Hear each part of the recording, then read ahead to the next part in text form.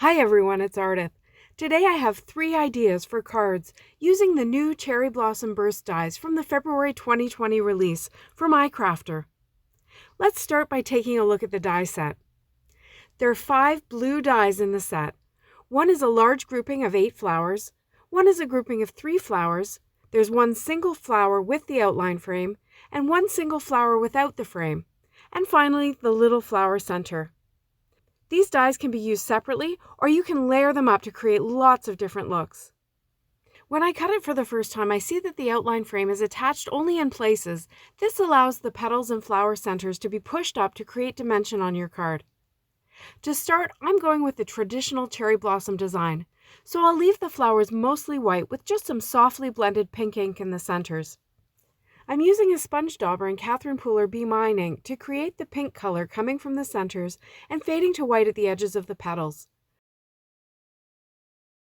For the flower centers, I'm going direct to paper with Catherine Pooler Tiara ink, and then I cut 8 of the flower centers out of that yellow cardstock. For my background, I'm going to use a dry brush technique that I've been using quite a bit lately. I love the softness of the colors and the variation that I get when I do this. To start, I put down 2 colors of Catherine Pooler ink onto my waffle flower water media mat, and then I spritz them with water. Then I use a damp but not wet flat brush, and I just brush strokes of the colors onto the paper.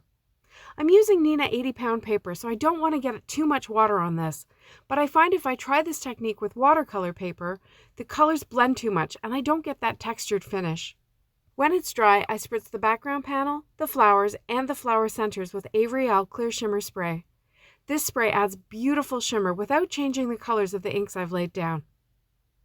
To assemble the card, I cut the large burst of blossoms out of the background panel, and I'll inlay the pink cherry blossoms into it on a dark gray card base. I put glue just on the centers of the flowers, and that will allow me to lift up the petal edges to create dimension. Then I put liquid glue around the edges of that thin frame so it can also hold the flowers into my gray card base. Then I put the rest of the panel back into place, and I left a couple of spots just gray for a bit more visual interest. To add some more interest to the flower centers, I test a couple of yellow Copic markers and choose one that is slightly darker than the ink. Then I just put a little crescent of color on one side. This will help to make the flower centers look a bit rounded. I used liquid glue to attach them to the card. For my sentiment, I'm using this 2-part thanks die that comes in the pop-up wiper die set that's also in the February release.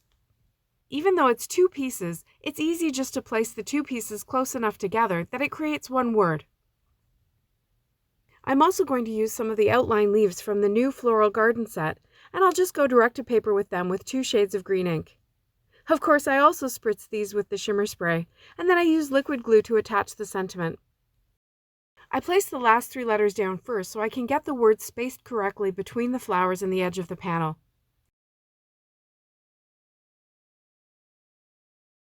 And to attach the delicate leaves, I just add some liquid glue to the tips and I slide them underneath the petals that have been lifted up. This card is soft and pretty and perfect for springtime. I love all the dimension and interest in this pretty floral scene, and the subtle shimmer is a perfect finishing touch.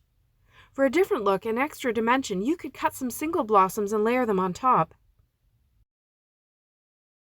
For my other 2 cards, I used some of the new iCrafter inks, and I went with a bolder color palette to show that these flowers can be used to get a graphic look too. For the first one, I blended Lemon Drop, Mango Madness, and Candy Coated onto a panel, and then I die cut the 3-flower burst and the sentiment from it. These hybrid inks are new and very different for me.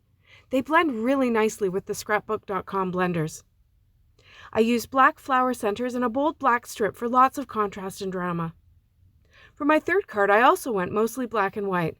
This time I left the sentiment separated and I put 1 flower in the center.